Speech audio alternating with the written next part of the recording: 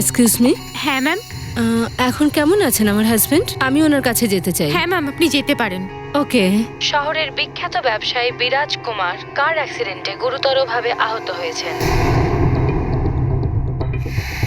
এই অ্যাক্সিডেন্টে ওনার গুরুতর আঘাত লেগেছে আর ওনার চিকিৎসা এখন শহরের সিটি হসপিটালে চলছে। সূত্রের অনুযায়ী ওনার পরিস্থিতি এখন স্থিতিশীল এবং উনি এখন বিপদমুক্ত। এটা কি মিডিয়ার লোকেরা কি করে জানতে পারলো? আর হসপিটালের ভেতরের ছবি ওরা কি করে পেলো? আমি সবাইকে বিরাজের রুমে যেতে বারণ করেছিলাম না? করেছিলাম তো। তাহলে এসব কি বলুন? নিশ্চয়ই স্টাফেদের মধ্যে কেউ এই কাজ করেছে। বিরাজের এই অ্যাক্সিডেন্টের খবরের জন্য কোম্পানি শেয়ার পড়ে যেতে পারে। বুঝতে পারছো এটা কত সিরিয়াস ব্যাপার? ম্যাম, আমাদের স্টাফের মধ্যে কেউ এটা করেনি। আর স্যারের সিকিউরিটির পুরো খেয়াল রাখা হচ্ছে। কোনো স্টাফ বা নার্স কার্ড ছাড়া ওনার রুমে ঢুকতেই পারবে না। তাহলে আপনি বলতে চাইছেন আমরা বিরাজের ছবি ওদেরকে দিয়ে এসেছি, তাই তো? ম্যাম, আমি দেখুন, যে এই কাজটা করুক না কেন আমি তাকে ছাড়বো না। এমন গাফিলতি কি করে করতে পারেন আপনারা? হ্যাঁ, মিডিয়া লোকেরা সব জানতে পেরে গেল। হসপিটাল অ্যাডমিনিস্ট্রেশনের কাছে আমি সমস্ত স্টাফেদের বিরুদ্ধে কমপ্লেন করব। তখন মজাটা বুঝতে পারবেন। ম্যাম,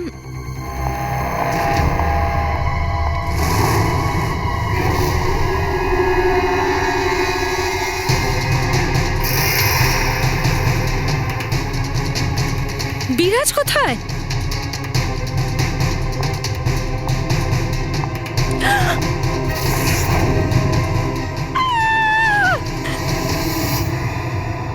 গলা কেটে মেরেছে।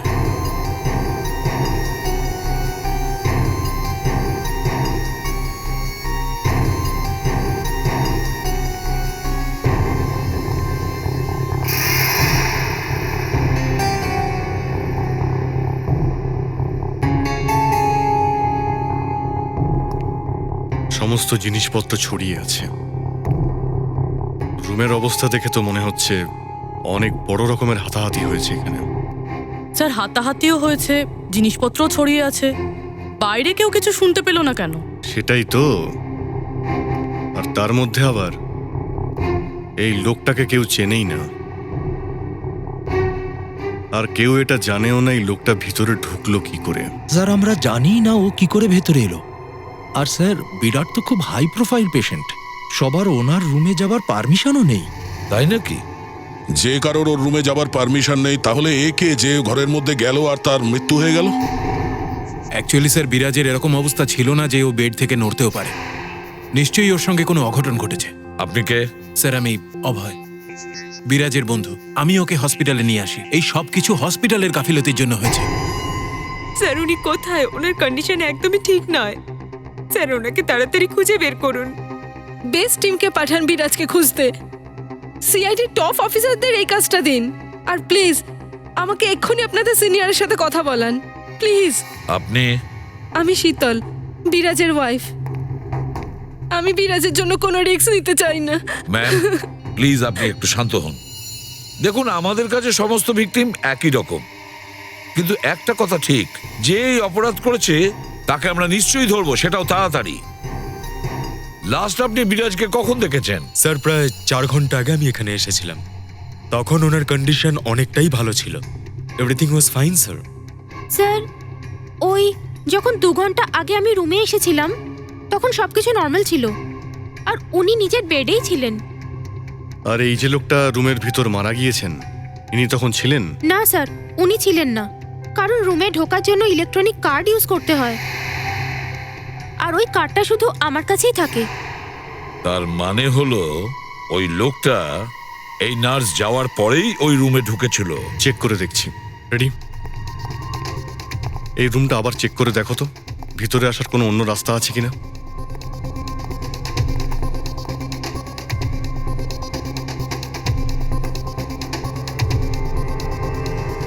ভেতরে কজন লোকের যাওয়ার পারমিশন আছে? স্যার, আমরা শুধু 2টো কার্ডই ইস্যু করেছিলাম, একটা আমাদের স্টাফদের জন্য আর একটা এনাদের ফ্যামিলির জন্য। আর কার্ড ছাড়া কেউ তো মেশিনকে অ্যাক্সেস করতে পারবে না। স্যার, স্যার, এই দেখুন, এতে সমস্ত ডিটেলস আছে।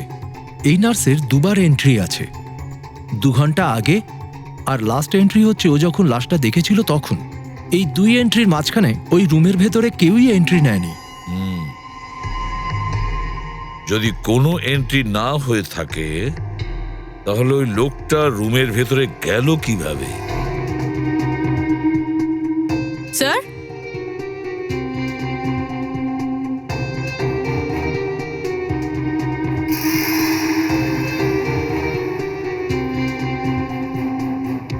বন্দুক,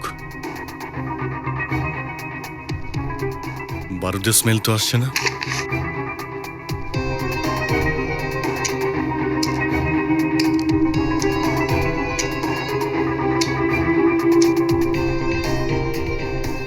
গুলি তো দেখছি সবকটাই রয়েছে। স্যার, এই বন্দুকটা কার হতে পারে?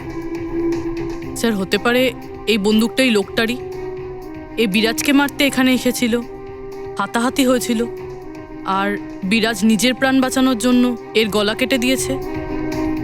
এটা তো পসিবল নয় পুরবী। বিরাজের এমন অবস্থা ছিল না যে ও লড়তে পারে। ওর তো মাল্টিপল ফ্র্যাকচার ছিল। তাহলে যে লোকটা নড়তে পারে না সে লোকটা উধাও হলো কি করে স্যার? একটা কাজ করি, আমরা হসপিটালের সিসিটিভি ফুটেজ দেখি চলো।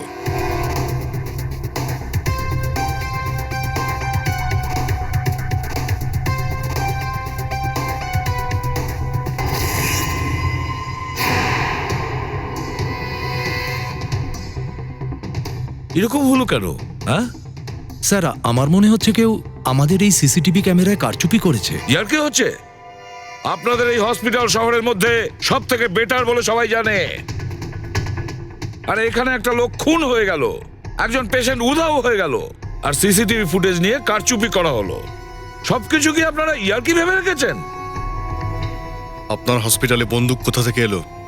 আপনারা চেকিং করেন না? না স্যার, সমস্ত এন্ট্রিতেই চেক করা হয়। পেশেন্টকে যে নিয়ে আসে আর তার ফ্যামিলির লোকেদেরও চেক করা হয়। এমনকি ডক্টর আর এখানকার স্টাফেদেরও চেকিং ছাড়া ভিতরে ঢুকতে দেওয়া হয় না। আমাদের এখানে সিকিউরিটি খুব টাইট স্যার। আচ্ছা, বন্দুক তো বাইরে থেকে এসেছিল না? সবার কি চেকিং হয়? মানে রুগীদেরও? না স্যার, কোনো পেশেন্ট যদি সিরিয়াস বা ইমার্জেন্সি কেস হয় তখন তাকে অ্যাডমিট করা, ট্রিটমেন্ট করা, সেটাই আমাদের প্রায়োরিটি থাকে। এরকম কেসে আমরা চেক করি না। স্যার, এই রুগী সেজে ভিতরে বন্দুক নিয়ে এসেছিল। হ্যাঁ, বিরাজ দুদিন আগে অ্যাডমিট হয়েছিল। তাহলে গত দুদিনের মধ্যে যত পেশেন্ট অ্যাডমিট হয়েছে সবার ডিটেল বের করতে হবে। এই ফ্লোর থেকেই স্টার্ট করো। দাদা, এই লোকটাকে দেখেছেন আপনি?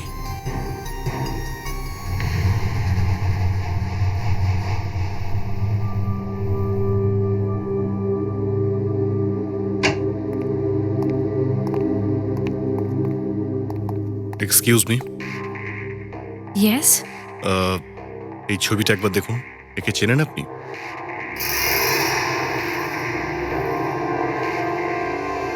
হ্যাঁ, কি হয়েছে ওনার? এর খুন হয়েছে। কি? কিন্তু উনি তো কালকেই আমাদের এই ওয়ার্ডে অ্যাডমিট হয়েছিলেন, ক্যান্সার পেশেন্ট ছিলেন। কিন্তু ওনার চিকিৎসা শুরু হওয়ার আগেই জানি না উনি কোথায় চলে গেছিলেন। এর ডিটেলস পাওয়া যেতে পারে? হ্যাঁ,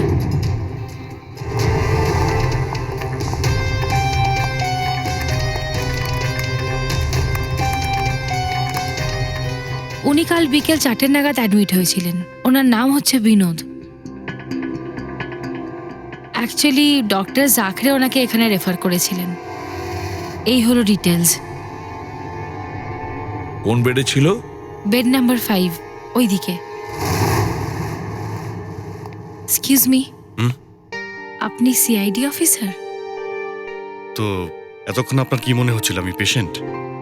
পুরবি, বিরাজ অ্যাডমিট হওয়ার একদিন পরে বিনোদ এই হসপিটালে অ্যাডমিট হয়, আর তারপরে ও খুন হয়ে যায়। এটা কোইন্সিডেন্স হতে পারে না, নিশ্চয়ই অন্য কোনো ব্যাপার। কিছু না কিছু গোলমাল তো নিশ্চয়ই আছে। আপনার তো খুব মজা লাগে তাই না, খুনিকে ধরতে আর তাকে মারতে?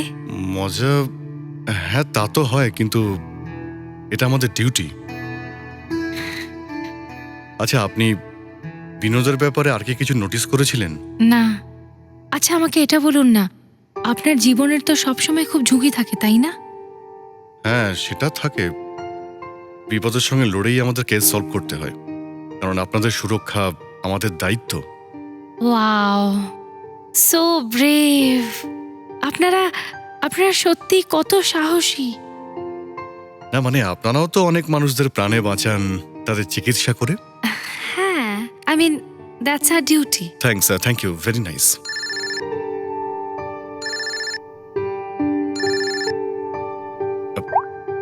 হ্যাঁ সারিকা দেবী, ডক্টর সালুকে আসেননি? ওই বডিটা আমরা পাঠিয়ে দিয়েছি। আপনি যদি চান আপনি এখানে আসতে পারেন। ও আসছেন না? না ঠিক আছে, তাহলে আমি গিয়ে দেখা করছি আপনার সঙ্গে ল্যাবে। ওকে ওকে ওকে, থ্যাংক ইউ। সারিকা দেবী, আপনি ওনাকে এখানে ডাকতে চাইছিলেন? হ্যাঁ, না উনি আই মিন অ্যাকচুয়ালি ব্যাপারটা হলো যে অভিজিৎ? এক্সকিউজ মি স্যার, ও ক্যান্সারের পেশেন্ট তো ছিল স্যার, কিন্তু ওকে দেখলে মনে হতো না স্যার। আমি বলতে চাইছি যে স্বাভাবিকভাবেই ও ঘোরাফেরা করতো, আর দেখেও ওকে সুস্থ সবলই মনে হতো। স্যার যদিও পেশেন্ট না হয় তাহলে ওর সব মেডিকেল রিপোর্টসও নকল। স্যার, কাল রাতে একটা লোক দরজার বাইরে ওর সাথে দেখা করতে এসেছিল স্যার। আমি আওয়াজ শুনেছিলাম কিন্তু দেখতে পাইনি স্যার ওকে। ও হ্যাঁ, আরেকটাও ব্যাপার স্যার, ওই বিনোদের আজ রাতে 3টের সময় ওই লোকটার সাথে দেখা করার কথা ছিল স্যার। 3টের সময়? তারপর স্যার আমি ঘুমিয়ে পড়লাম, আর সকালে যখন দেখলাম স্যার তখন ও নিজের বেডে ছিল না স্যার। অভিজিৎ, তার মানে বিনোদের কোনো সঙ্গী ছিল যে ওকে বিরাজের রুমে ঢুকতে হেল্প করেছিল। কিন্তু স্যার নার্স তো ওই রুমটার ভিতরে কাউকেই দেখতে পায়নি। এইরকম নয় তো স্যার যে বিরাজের জায়গা বিনোদ নিয়ে নিয়েছিল? হতেই পারে। তাছাড়া ডক্টরও আমাদের বলেছিল যে বিরাজের বডি পুরো ব্যান্ডেজে বাঁধা ছিল। তাহলে বেচারি নার্স কিভাবে বুঝবে যে ওর ভেতরে বিরাজ আছে না বিনোদ আছে? স্যার ও এরকম করবে কেন? কিন্তু বিরাজকে বাইরে যেতে কেউ দেখতে পেল না কেন? সেই একই প্রশ্ন আসছে অভিজিৎ, যে বিনোদ বিরাজের রুমে কিভাবে পৌঁছলো, আর তারপরে বিরাজ রুম থেকে কিভাবে উধাও হলো, আর গেলই বা কোথায়? স্যার রুমের ভিতরে যাওয়ার জন্য পাস ওর ফ্যামিলির কাছে ছিল বা হসপিটাল স্টাফদের কাছে। ওটা ছাড়া রুমের ভিতরে ঢোকা ইম্পসিবল। স্যার মনে হচ্ছে এর সঙ্গে কোনো ফ্যামিলির মেম্বারই জড়িত। না হলে হসপিটালের কোনো স্টাফ? আপনাদের মধ্যেই কেউ যে এই লোকটাকে, বিনোদকে বিরাজের ঘরে ঢোকার জন্য সাহায্য করেছেন? স্যার আপনি কি বলতে চাইছেন? প্রথমত আমার স্বামী নিখোঁজ, ওনাকে না খুঁজে আপনারা আমাদের উপরে সন্দেহ করছেন? আপনার স্বামী বিরাজ কালকে রাত্রি 3টের সময় উধাও হয়ে গেছে। সেরকম কন্ডিশনে ছিল না যে একা কোথাও যেতে পারে। ওনাকে কেউ হেল্প করেছে।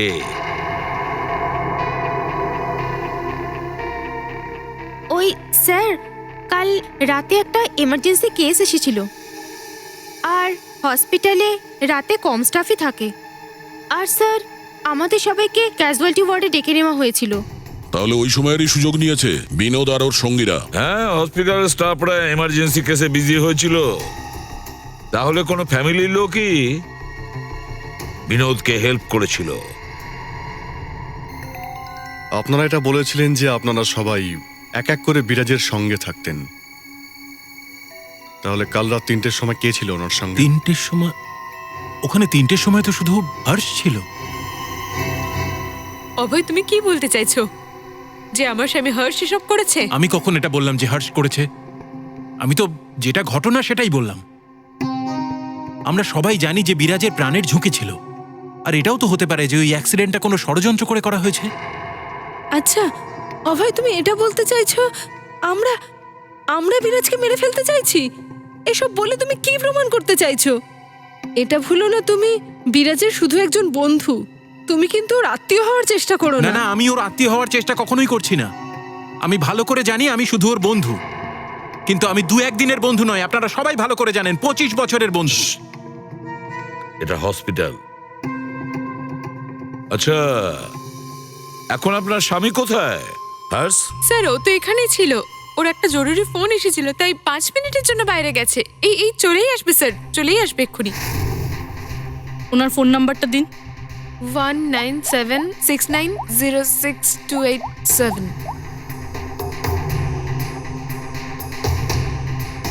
স্যার সুইচ অফ আছে।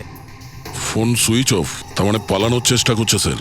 হ্যাঁ, ও হসপিটালেই আছে, কোনোভাবে পালাতে যেন না পারে। শুনুন, একে দেখেছেন? না।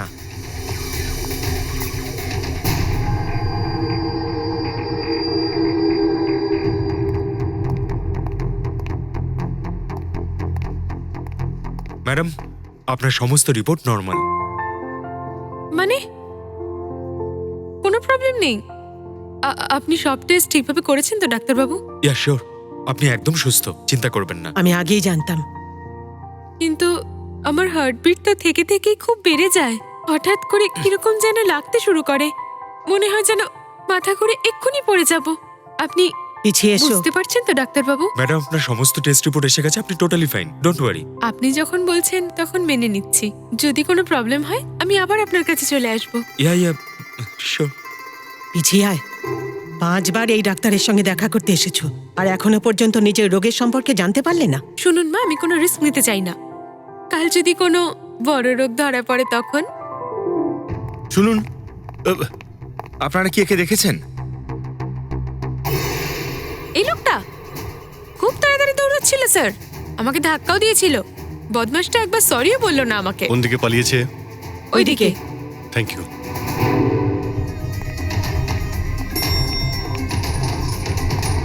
আচ্ছা দাদা, একে দেখেছেন আপনি? এ তো এক্ষুনি লিফটে গ্রাউন্ড ফ্লোরে গেছে। এর সঙ্গে আর কেউ ছিল? হ্যাঁ স্যার, এনার সাথে এক মহিলা ছিলেন। ওই মহিলা এক পেশেন্টকে হুইল চেয়ারে নিয়ে যাচ্ছিলেন। এই হার্ষের সঙ্গে কোন মহিলা থাকতে পারে? হুইল চেয়ারে নিশ্চয়ই বিরাজ ছিল।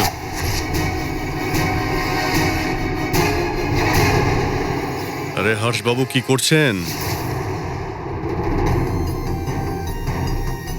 সিআইডি?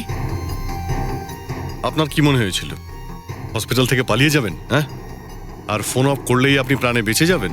তোমার গাড়ির জিপিএস ট্র্যাক করে আমরা তোমাকে ধরে ফেলেছি। বিরাজ কোথায়? কোথায় লুকিয়ে রেখেছো বিরাজকে?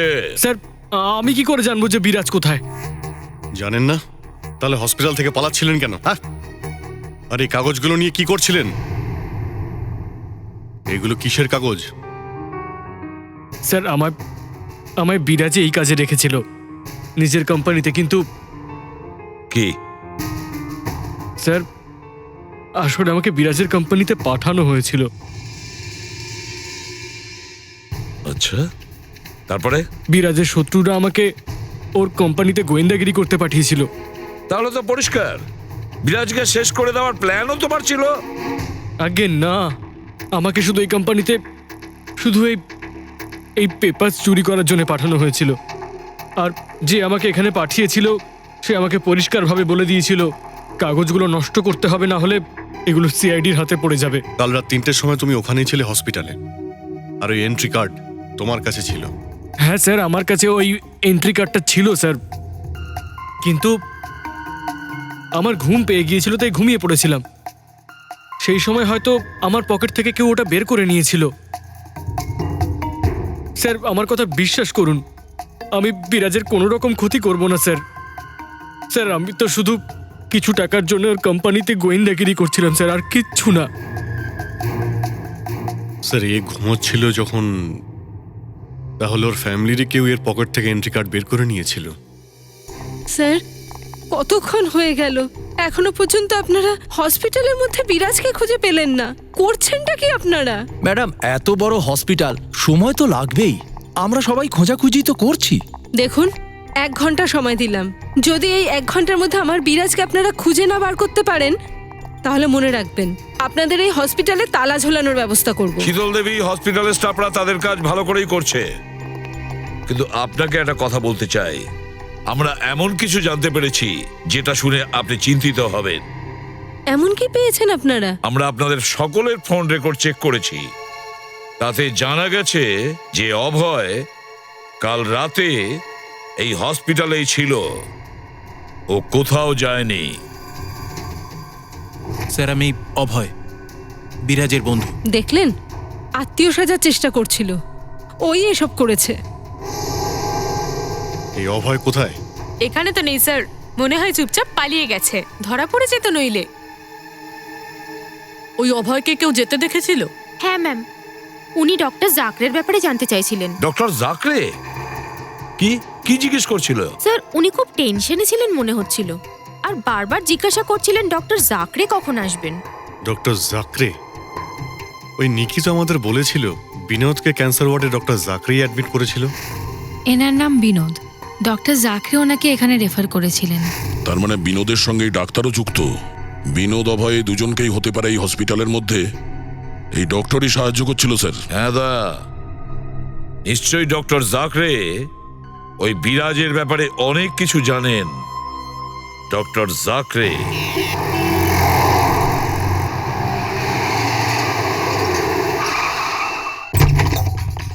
মিস্টার জাকরে? জাকরে, দেখো, ভেতরটা দেখো। ও নো স্যার। হ্যাঁ অভিজিৎ, ডক্টর জাকরে, ও মাই গড, এনাকে গুলি করা হয়েছে। বাড়িতে তো কেউই নেই। মনে হচ্ছে আমরা আসার আগে অভয় এখানে এসেছিল। রবি, তাড়াতাড়ি অ্যাম্বুলেন্সে ফোন করো। ডক্টর জাকরে, কে মেরেছে আপনাকে? হ্যাঁ, বিরাজ কোথায়? কি বলতে চাইছেন? হসপিটালে? হ্যাঁ, হসপিটালে আছে? কোথায়? হসপিটালে কোথায় আছে? কোথায়? হ্যাঁ, ফোর্থ ফ্লোর। Fourth floor?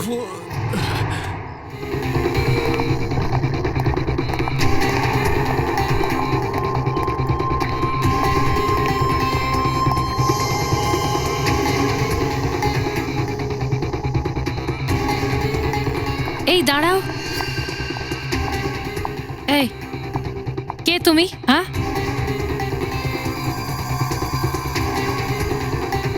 তুমি তো এখানকার ওয়ার্ড বয় না? কে তুমি আর এখানে কি?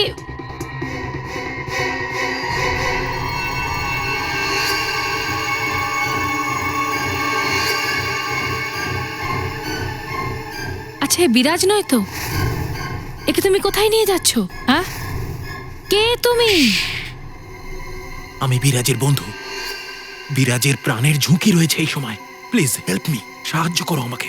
দেখো, আই ডোন্ট ট্রাস্ট ইউ। তুমি যেই হও না কেন, এক্ষুনি সিআইডিকে ইনফর্ম করতে হবে। এক মিনিট, দেখো, যদি তুমি এখান থেকে আমাকে বেরোতে সাহায্য করো তাহলে আমি তোমাকে 1 লাখ টাকা দেব, আর না করলে আমি তোমাকে প্রাণে মেরে দেব। কানে গেছে আমার কথাটা? আমি তোমাকে প্রাণে মেরে ফেলবো। আমি তোমাকে সাহায্য করব। ওদিকে ফায়ার এক্সিট আছে, ওইদিকে। ওখান দিয়ে আমরা বেরোতে পারবো, আর কেউ কিছু জানতেও পারবে না। Thank you.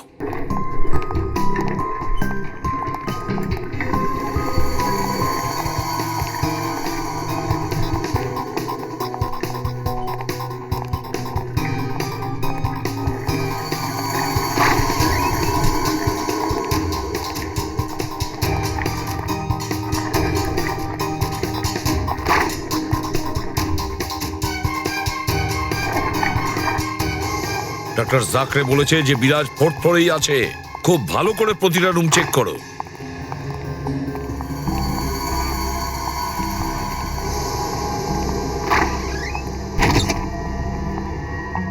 Sir, supply room. এখানে তো সচরাচর কেউ ঢোকেই না, এখানেই থাকতে পারে।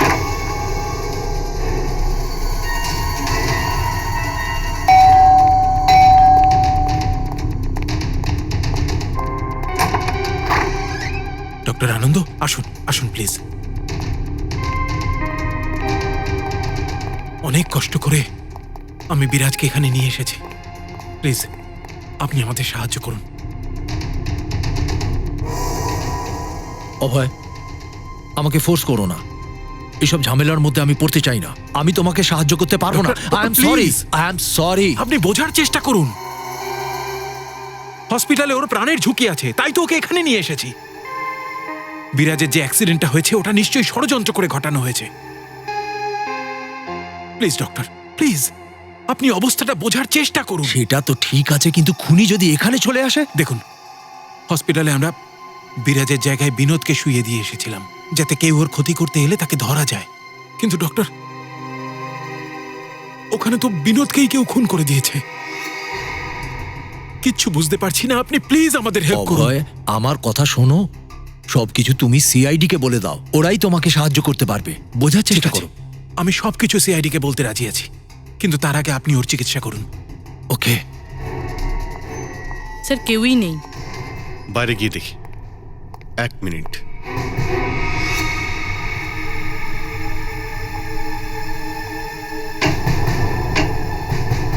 স্যার এর মধ্যে তো যে কেউই লুকাতে পারে। এই হলুদ রং, এক্সকিউজ মি। ও নো, এর মানে হলো এই নার্স নিকি। আমার তো মনে হচ্ছে বিরাটের উধাও হওয়ার পিছনে এই নিকি আর অভয় দুজনেই রয়েছে। কিন্তু স্যার ওরা বিরাজকে নিয়ে কোথায় যেতে পারে? বিরাজের ব্যাপারে সমস্ত নিউজ চ্যানেলে খবর চলছে। যদিও কোনো অন্য হসপিটালে যায় তাহলে আমরা জানতে পেরে যাব। বিরাজের যা অবস্থা, চিকিৎসা না পেলেও তো মরে যাবে। স্যার বিরাজের ওয়াইফ বলেছিল ওদের কোনো ফ্যামিলি ডক্টর আছে, ডক্টর আনন্দ। আনন্দ? রবি, তুমি এর ফোন ট্রেস করো, খোঁজ নাও আনন্দের লোকেশন কোথায় দেখাচ্ছে। অভয়, বিরাজের কন্ডিশন সিরিয়াস হয়ে যাচ্ছে, তুমি সিআইডি কে ইনফর্ম করো, ওকে এক্ষুনি হসপিটালে নিয়ে যেতে হবে। ঠিক আছে, আমি এক্ষুনি ফোন করছি। এত তাড়ার কি আছে? আরে কি করছো তুমি?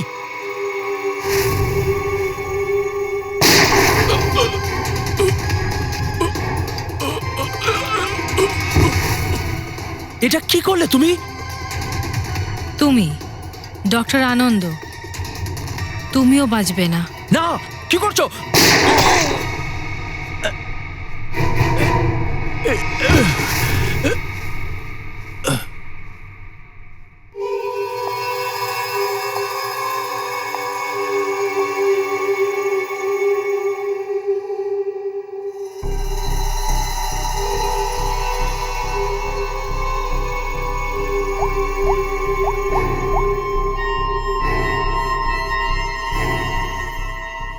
কাজ হয়ে গেছে, তোমার বিরাজ আমার কাছে।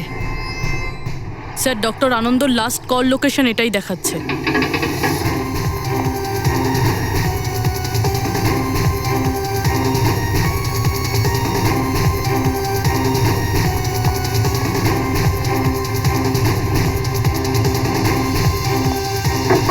ডক্টর আনন্দ, ডক্টর আনন্দ,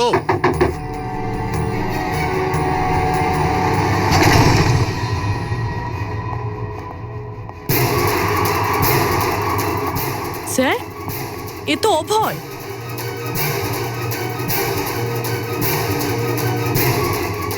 গুলি লেগেছে স্যার। এ তো মারা গেছে। স্যার, স্যার ডক্টর আনন্দ ইনিও মারা গেছেন। এই সব কিছু ওই নার্স নিকি করেছে। কিন্তু স্যার, একজন নার্স এরকম করতে যাবে কেন? টাকা ফ্রেডি, টাকা টাকা সব কিছু করাতে পারে, কিন্তু ওই বিরাজ কোথায়?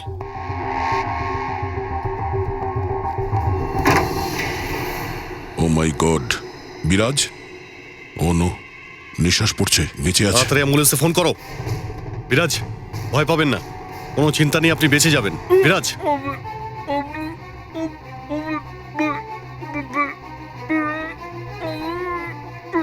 কি?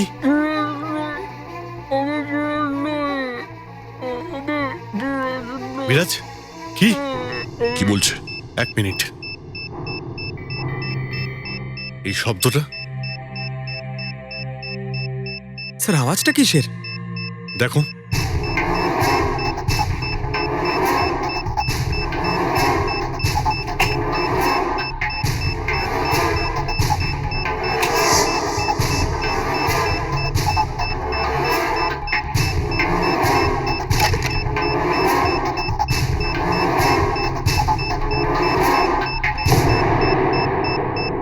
অভিজিৎ, বোম।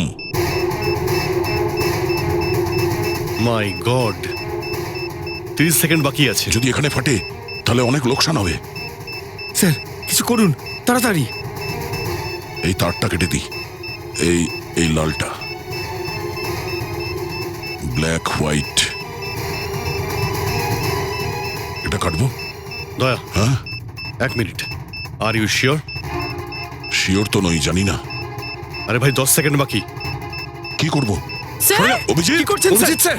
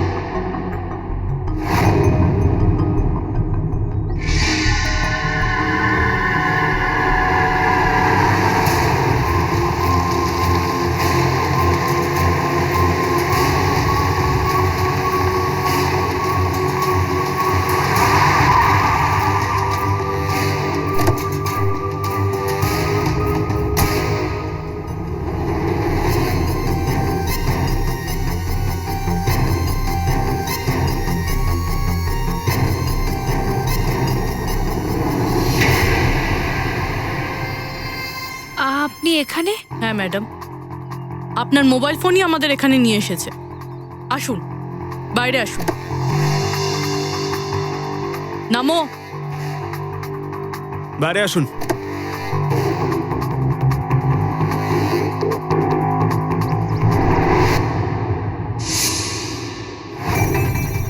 আসুন, আপনিও বেরিয়ে আসুন। এই সমস্ত খেলা আপনি খেলেছেন, এখন আপনার পর্দা তোলার সময় এসে গেছে। আসুন আসুন মিস্টার বিরাজ।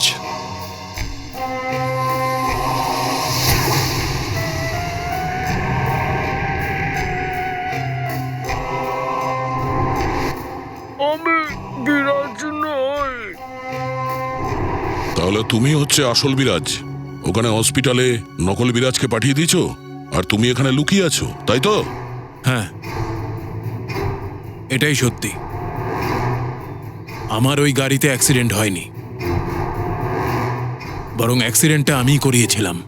নিজের মৃত্যুর প্ল্যানিং আমি নিজেই করেছিলাম। আর এরকমটা কেন করতে হলো? নইলে কি করতাম আমি? আমার কোম্পানি কোটি টাকা ঋণে ডুবেছিল, দেউলিয়া হয়ে গেছিলাম আমি। এসব থেকে বাঁচার জন্যই আমি আমার মৃত্যুর নাটকটা সাজিয়েছিলাম নিহারিকাকে সঙ্গে নিয়ে। আর সবার মনে হয়েছিল তোমার অ্যাক্সিডেন্ট হয়েছে।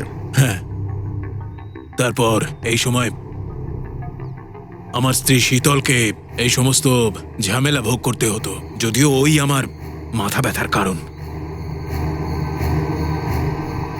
এগুলো তুমি করলে কিভাবে? এই নকল বিরাজ আর ওই হসপিটালে ওটা কে ছিল যে মারা গেল? বিরাজ বলেছিল তাই আমি নকল বিরাজকে গাড়িতে বসিয়েছিলাম আর তারপর সেই গাড়িটার অ্যাক্সিডেন্ট করিয়ে দিয়েছিলাম। ওর তো ওই গাড়িতেই মরে যাওয়া উচিত ছিল, কিন্তু ও বেঁচে গেল।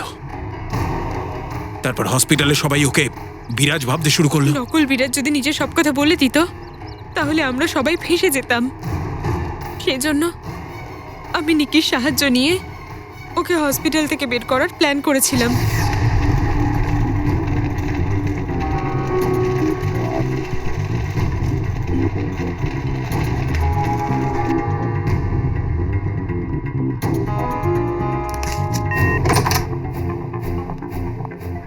বিরাজ,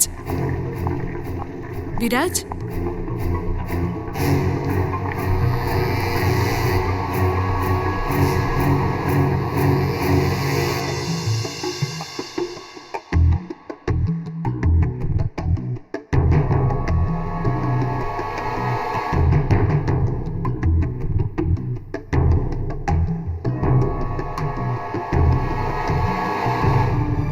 আমি ওই রুমে বেডের নিচে লুকিয়েছিলাম।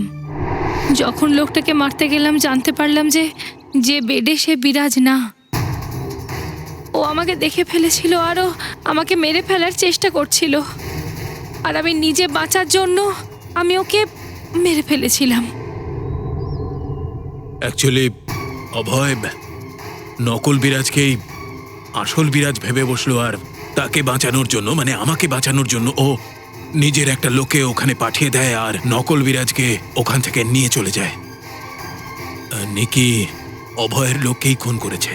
মানে যার লাশ আমরা হসপিটালের রুমে পেয়েছিলাম তাকে অভয় পাঠিয়েছিল তোমাকে বাঁচানোর জন্য। আর নিকি ম্যাডাম নকল বিরাজের খোঁজে লেগে পড়লো আর সুযোগ পেয়েই ওকে খুন করে দিল। নকল বিরাজ তোমার সমস্ত খেলা পণ্ড করে দিল। তোমার বন্ধু তোমার জীবন বাঁচানোর জন্য নিজের জীবন দিয়ে দিল, আর তুমি এই প্ল্যানের জন্য 3 জনকে মেরেছো। তোমার বিজনেস বাঁচানোর জন্য তুমি খুনের খেলা খেলেছ। আইন তোমায় কখনো ক্ষমা করবে না। তুমি আর তোমার সঙ্গীরা কঠোরতম শাস্তি পাবে।